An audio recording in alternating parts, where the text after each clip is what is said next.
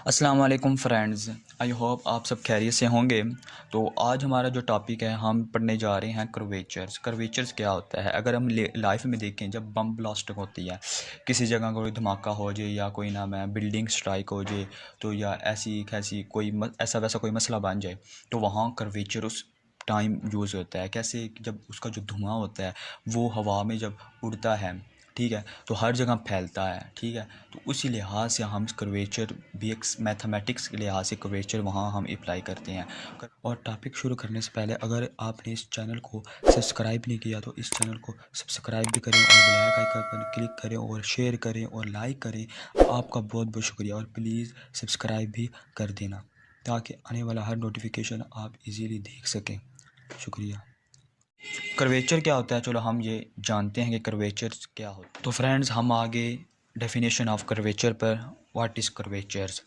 As a particles moves along a smooth curve in the plane T equal to D R व D S. यहाँ पे जो T है ना वो टेंजेंट के लिहाज से बनता है, लेकिन यहाँ पे यूनिट वेक्टर के तौर पर हम इसे यूज़ करेंगे।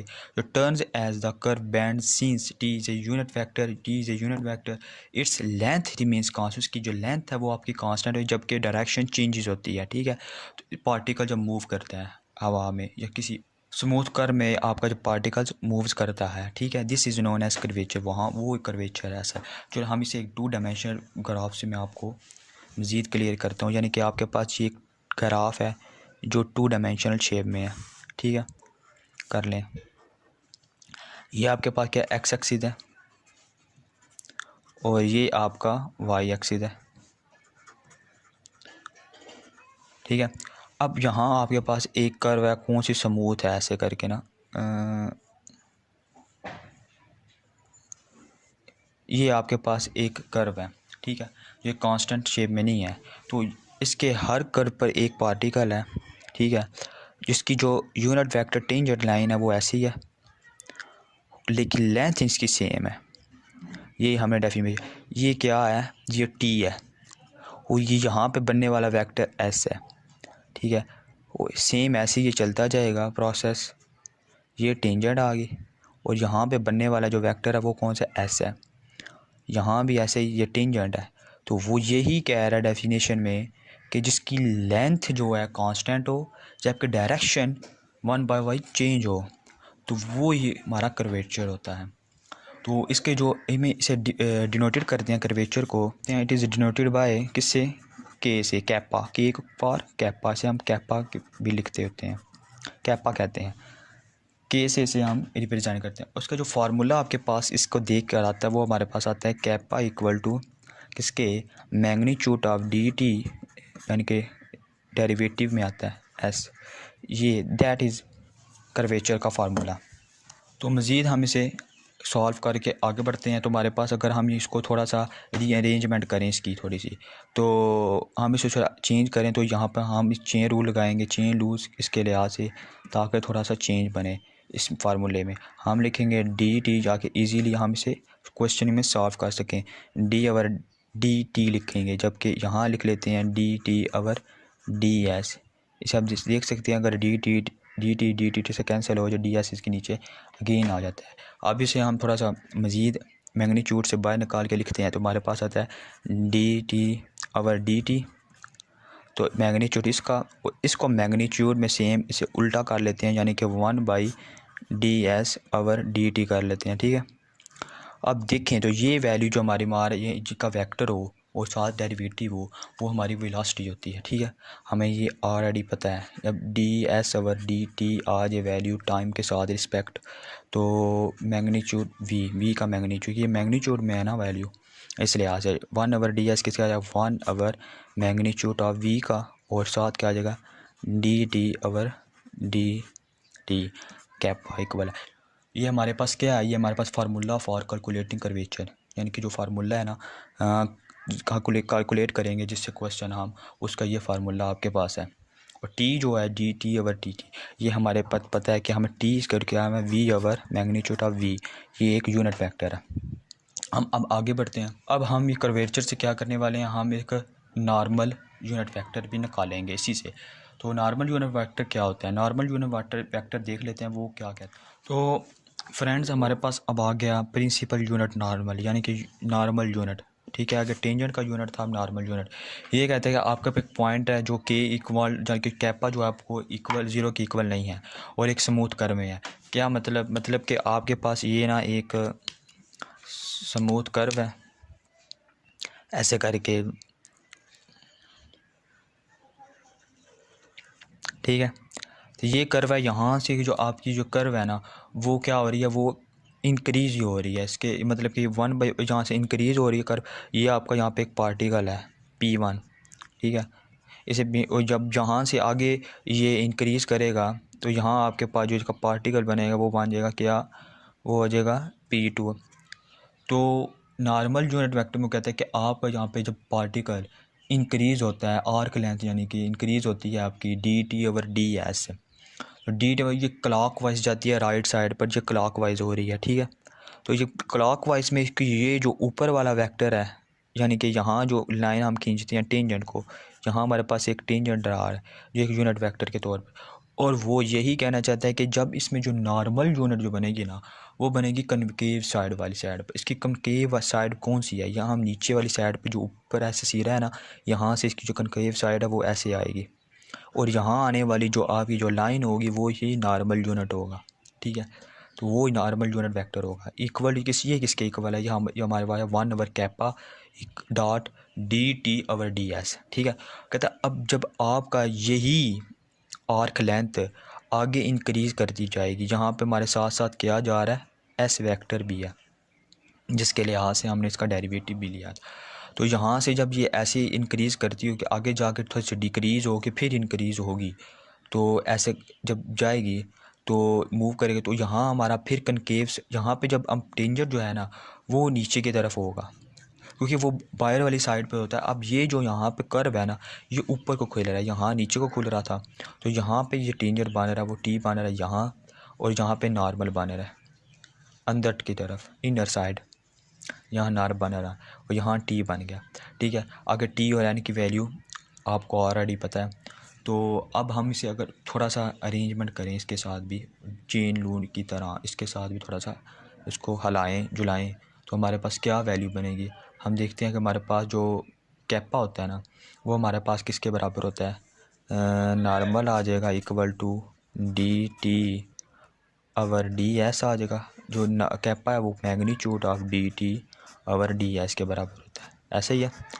अब अगर हम इसके अंदर चेन रूल लगाएं, चेन रूल 1 ऊपर भी लगेगा नीचे भी लगेगा, चेन रूल लग जाए छोटा dt यानी कि स्मॉल डी, आगे इनटू इसके अंदर चेन रूल लगा dt/ds, ठीक होगा। सेम नीचे भी अगर लग जाए dt/ds मैग्नीट्यूड, इसका भी मैग्नीट्यूड आ जाएगा dt/ds, ठीक है। अब हम क्या करेंगे नेक्स्ट टाइम में हम करने जो वाले हैं वो हम देखते हैं कि हमारे पास जो एक dt/ds है ये हमारे कैंसिल हो जाते हैं, कैंसिल आउट हो जाते हैं, ठीक है। अब जब कैंसिल हो जाएंगे हमारे पास जो बाकी बचने वाली वैल्यू है वो ये बच जाएगी dt/dt,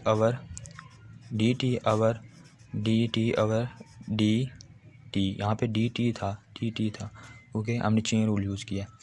तो यही हमारा जो फार्मूला बनता है, फार्मूला फॉर कैलकुलेटिंग नॉर्मल का, ठीक है। इसके ज़रिए हम क्वेश्चन सॉल्व करेंगे। तो इसका क्वेश्चन देख लेते हैं, हम एग्जांपल देख लेते हैं एक करके कि हमारे पास एक वेक्टर है, ठीक है। एक एग्जांपल कर लें, एक वेक्टर हमारे पास जो है r × t = cos 2t i cap, कि 3 डायमेंशनल है, क्योंकि जब धुआं आपका जब हवा में जाता है तो वो किस तरफ जाता है, वो हर तरफ ही फैलता है ना, कोई ये तो नहीं कि एक डायरेक्शन में जाए, वो हर तरफ ही मूव करता है। तो हर तरफ जो मूव करने वाली चीज़ होती है वो होती है 3 डायमेंशनल, ठीक है। मिसाल के तौर पर अगर आपको फिर भी क्लियर नहीं हुआ तो हम क्लियर कर देते हैं कि हमारे पास ऐसे ऐसे घूमेगा, ऐसे ही है ना, धुआं जब जाता है ऐसे ऐसे मूव करता हुआ जाता है, तो हर तरफ वो फैलता जाता है। तो अब इसे हम कैलकुलेट करते हैं, हमने नॉर्मल यूनिट निकालना है और टेंजेंट निकालना है, 2 चीज़ें मालूम करनी है। फाइंड क्या करनी है, हमने जो फाइंड करने वाली हमारी वैल्यू है वो हमारे पास है टी फाइंड करना है और एन फाइंड करना। हम टी के ज़रिए ही एन निकाल सकते हैं, टी के बगैर एन नहीं निकाल सकते, क्योंकि D T over D T है, टी हमने मालूम करना ही करना है। तो डी आर यहाँ पे हम इसका शुरू में ही डेरिवेटिव लेते हैं। जब डी आर का डेरिवेटिव लिया ओवर डी टी किया रिस्पेक्ट किसके, विद रिस्पेक्ट टू टी के, यहाँ इसका डेरिवेटिव लें तो अगर हम थोड़ा सा डायरेक्ट करें, कास का डेरिवेटिव क्या होता है, कास का हमें पता है कि माइनस साइन होता है। अगर टू टी है अगेन फिर डेरिवेटिव एंगल का भी लेना है तो हमारे पास टू बाहर निकल आएगा, ठीक है, minus two sign two T, साथ सेम ही आई कैप आ जाएगा, साथ प्लस लगेगा, टू काज आ जाएगा, सेम वही डेरिवेटिव लिया तो टू टी आ जाएगा, फाइल लग जाएगा जे का, ठीक है। तो अब इसका हमें पता है कि D R over D T किसके बराबर होता है, एक वेक्टर का जब डेरिवेटिव लिया जाता है वो हमारा किसके बराबर आता है, वो एक वेलोसिटी के बराबर आता है। वेलोसिटी आ जाएगी आपकी ये इसके इक्वल है, और हमने टेंजेंट का जो टी है ना उसका जो यूनिट वेक्टर है वो हमने उसका फार्मूला का पता है, वो क्या होता है वी ओवर वी का मैग्नीट्यूड।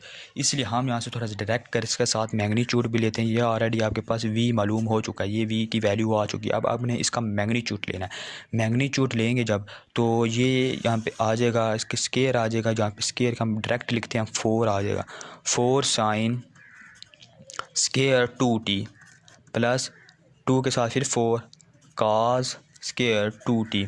अगर हम देखें तो 4 में कॉमन आता है, 4 कॉमन आएगा तो साथ ये वैल्यू क्या बन जाएगी, sine square two T plus cos square two T. ये फार्मूला हमें पता है कि ये 1 के बराबर होता है, ये ट्रिग्नोमेट्रिक फार्मूला 1 के बराबर ये आया तो 4 का स्केयर रूट डायरेक्ट हमारे पास क्या है 2 आ गया। वी का मैग्नीट्यूड हमारे पास क्या आ जाएगा, वी का जो मैग्नीट्यूड हमारे पास आएगा वो आएगा 2 के बराबर, ठीक है। अब हम इसे नेक्स्ट चलते हैं कि आगे क्या करना है हमें। तो हमारे पास देखो वी भी मालूम हो गया और वी का मैग्नीट्यूड भी मालूम हो गया। आप टेंजेंट का फार्मूला लगाते हैं जो टी यूनिट वेक्टर है V over magnitude of V. V हमारे पास क्या था, वी हमारे पास था माइनस साइन टू टी, ठीक है, और plus cos two T. Over क्या आ जाएगा, ओवर 2 था, ठीक है, और इनके साथ भी 2 था, लेकिन हमने 2 को क्या कॉमन ले लिया, डायरेक्ट किया ना थोड़ा सा, इनके साथ 2 भी था ना, क्योंकि जब डायरेक्ट 2 से कैंसिल हुआ, हमारे पास जो टी की वैल्यू आ गई वो आ गई minus sine two T plus cos two T, ठीक है, ये वैल्यू आ गई हमारे पास टी की, ठीक है। अब हमने निकालना क्या है, नॉर्मल निकालना है, तो हम इसका डेरिवेटिव लेते हैं, इसका मज़ीद डेरिवेटिव लिया D T over with respect to T से। इसका अब डेरिवेटिव लिया, साइन का माइनस काज आ जाएगा लेकिन साथ 2 भी आएगा, 2 फिर 2t प्लस काज का माइनस साइन आ जाएगा लेकिन शुरू में 2 भी है, तो इसका एंगल का भी डेरिवेटिव लिया 2 आ गया, खाली टी डेरिवेटिव से कैंसिल हो गया, तो काज का आ गया साइन 2t, ठीक है, D T over D T भी आ गया। अब हमारे पास ये वैल्यू मालूम हो गई है और ये टी की वैल्यू भी मालूम हो गई है। अब हम नेक्स्ट टाइम में इसका क्या सकेंगे, मैग्नीट्यूड भी लेंगे, D T over D T same वैसे ही करेंगे तो हमारे पास ये अंदर क्या बन जाएगी वैल्यू, वो ही 4 अंदर कॉमन डायरेक्ट लिखते आ गया हमने किया हुआ है, cos square two T plus इसे फिर सेम आ जाएगी साइन स्केयर टू टी आ जाएगा, तो पूरे का स्केयर रूट। अब ये हमारे 1 के बराबर होता है ट्रिग्नोमेट्रिक फार्मूले की मदद से, तो 4 का स्केयर रूट हमारे पास 2 आ जाएगा, तो magnitude D T over D T भी जो मैग्नीट्यूड है वो भी हमारा किसके बराबर आ गया, वो 2 के बराबर आ गया। अब हम नॉर्मल का फार्मूला लगाते हैं, नॉर्मल का फार्मूला हमें क्या कहता है, कहता है नॉर्मल एन बराबर जो है आपके वो बराबर है D T over D T over यही same D T over D T का मैग्नीट्यूड, ऐसे ही है। अब D T over D T हमारा क्या आया था, वो आई थी हमारी ये वैल्यू निकली थी, ठीक है। और इसमें क्या करेंगे, नीचे 2 वेक्टर है, हम फिर वही जैसे टेंजेंट का फार्मूला लगाया था टी यूनिट वेक्टर का, ऐसे इसका जो फार्मूला लग रहा है सेम, तो हम यहाँ जो एन की वैल्यू हमारे पास डायरेक्ट जो आ जाएगी वो आ जाएगी माइनस काज टू टी नफ़ी sine two T, this is a normal unit vector, ये हमारे पास नॉर्मल है, ठीक है। ये हमारा क्वेश्चन सॉल्व हो गया। अब इसके बाद हम बढ़ते हैं अपने circle of curvature for plane curve, यानी कि एक सर्कल में कर्वेचर का क्या ताल्लुक़ हो सकता है। तो फ्रेंड्स अब हम आगे अपने circle of curvature for plane curve में, ठीक। इसमें 3 कंडीशन होती हैं, 3 कंडीशन की बना पर ही ये आपको सॉल्व होगा, आपको ये प्रूव होगा, ठीक है। सर्कल ऑफ कर्वेचर्स क्या होता है। सर्कल ऑफ कर्वेचर में जो इसका पहली कंडीशन है वो कहता है is tangent to the curve at P, यानी कि इसका जो टेंजेंट है वो कर्व के पी पर होता है। दूसरी बात उन्होंने कहा सेम कर्वेचर होता है, यानी कि एक सर्कल है ना, अभी आपको मैं इसकी डायग्राम ना तो आपको मज़ीद क्लियर होगा इसी कंडीशन में क्या कह रहा है। इसका जो सर्कल है उसमें जो कर्वेचर होता है ना, उसके सेम पॉइंट में से ही क्या गुजरता है, आपका कर्व गुजरता है, ठीक है। तो और इसमें जो ये वो तीसरी बात होगी लाइज टूवर्ड द कनकेव और इनर साइड, जिसमें जो नॉर्मल वेक्टर बनता है ना वो आपका कनकेव साइड बनता है, यानी कि जो पॉइंट पर कर्वेचर हमने ड्रा किया होता है ना उसके अंदर वाली साइड पर आपका एक क्या बनता है, नॉर्मल यूनिट वेक्टर बनता है, जैसे हमने पीछे भी नॉर्मल यूनिट वेक्टर में क्लियर किया था। तो हम इसका सर्कल बनाते हैं, तो उसमें हम देखते हैं हम इसे कैसे ईज़िली ड्रा कर सकते हैं। तो दोस्तों हमारा ये बन गया एक सर्कल, ऐसा सा रफ सा बना रहा हूँ, ये बन गया एक सर्कल, ठीक है। सपोज़ कर ले यहाँ हमारा सेंटर है, नहीं सपोज़ ये नहीं, ये सपोज़ किया कि वहाँ यहाँ पे हमारा एक पी पॉइंट है, ठीक है, जिसके कोऑर्डिनेट एक्स और वाई कर लिए, ठीक है। तो इसके अंदर ये जो सेंटर ऑफ कर्वेचर है, ये जो सर्कल बन रहा है ये कर्वेचर का बन रहा है, ठीक है। तो यहाँ से और यहाँ तक जो आने वाला लाइन है ये क्या है, ये रेडियस होती है, ठीक है। और ये रेडियस ऑफ कर्वेचर बन गया, ठीक है। ये बात भी क्लियर होगी, पॉइंट भी हो गया। और अब हम पहली कंडीशन की बात करते हैं। पहली कंडीशन में कहा is tangent to the curve at P, यानी कि इसका जो पॉइंट है ना, कर्व पॉइंट ये वाला पार्टिकल, यहाँ ये हमारा एक टेंजेंट बनता है, ठीक है, जिसे हम यूनिट वेक्टर भी कहते हैं। और उसने साथ कर्व की बात भी की थी, उसके भी हम बात करते हैं क्लियर, क्योंकि उसने कहा था पॉइंट और कर्व के पास बनने वाला जो आपका टेंजेंट है वो यूनिट वेक्टर होता है। तो अब नेक्स्ट कंडीशन में क्या कह रहा है कि नेक्स्ट कंडीशन में has the same curve the curve has at P, यानी कि कर्वेचर में आपका जो ऐसे करके कर्व बनेगा, ऐसे इसके अंदर से गुजरेगा, किसके अंदर, ऐसे करके इसके अंदर से गुजरेगा, ये थोड़ा सा टेढ़ा बन गया, तो ऐसे करके इसके अंदर से गुजरेगा, ठीक है। ये जो गुजरने वाला कर्व भी आ गया सेम, ठीक है। अब बात आपकी क्लियर होगी। तो अब उसने क्या बात की थी कि उसने ये बात की कि ये हमारा एक कर्व है और ऐसी डायग्राम को हम क्या कहते हैं, सेंटर ऑफ कर्वेचर, ऐसे डायग्राम को हम सर्कल ऑफ कर्वेचर कहते हैं, ठीक है। तो अब ये पॉइंट है और इसकी जो इनर साइड में जो तीसरी कंडीशन में कहता है toward the concave inner side में, वो जो पी की इनर साइड में वो क्या बनेगा, वो यहाँ पर बनने वाला जो आपका वेक्टर है वो एन वेक्टर है, ठीक है, जिसे हम नॉर्मल यूनिट वेक्टर कहते हैं, ठीक है। ये हमारी एक बनेगी centre of circle of curvature की डायग्राम। तो अब हमने इसमें से एक रीड्स का रेडियस फाइंड करना है, तो इसका रेडियस किसके बराबर होता है। हम चलो रेडियस की तरफ बढ़ते हैं आगे। तो फ्रेंड्स हमारे पास जो आगे हो गया रेडियस ऑफ कर्वेचर हमने फाइंड करना है, तो हम ये एक वेक्टर सपोज किया हमारे पास, ठीक है, एक क्वेश्चन आ गया। तो अगर आपको कि रेडियस ऑफ कर्वेचर आपने फाइंड करना है, इसका रेडियस ऑफ कर्वेचर क्या होता है, तो रेडियस ऑफ कर्वेचर निकालने के लिए हम ये एक हमारे पास एक वेक्टर है, ठीक है, 3 डायमेंशनल शेप में एक आपके पास दी हुई क्वेश्चनिंग है, ठीक है। तो इस क्वेश्चन को सॉल्व करते हुए हम सबसे पहले इसका लेंगे डेरिवेटिव लेके हमारे पास v मालूम हो जाएगा, D R over D T हमें पता है कि इसका जब डेरिवेटिव लें ए कांस्टेंट, ए बाहर निकला है, कास का क्या आ जाएगा माइनस ए, कास का डेरिवेटिव आता है साइन डेरिवेटिव साइन टी, तो साथ आई कैप का आई कैप साइन में आ जाएगा ए कास टी, साथ क्या आ जाएगा जे कैप, ठीक है, यहाँ तक लिया। अब इसका लेंगे मैग्नीट्यूड, जी हमारा v के बराबर है, v का मैग्नीट्यूड लेने से हमारे पास जो वैल्यू आई वो ए स्क्वायर बनेगी, साथ साइन स्क्वायर टी प्लस ए स्क्वायर काज स्क्वायर टी पूरे का स्क्वायर रूट, ए स्क्वायर हमने यहाँ से कॉमन लिया, अंदर वैल्यू बनेगी sine square T plus cos square T पूरे का square root, sine square T plus cos square T हमें ऑलरेडी पता है ये किसके बराबर, ये ट्रिग्नोमेट्रिक फार्मूले में 1 के बराबर होता है। हमारे पास जो बाकी बचने वाली वैल्यू बनेगी वो बनेगी ए स्क्वायर ऊपर स्क्वायर रूट, ए का ए आ जाएगा, हमने डायरेक्ट किया मैग्नीट्यूड ऑफ वी आ गया।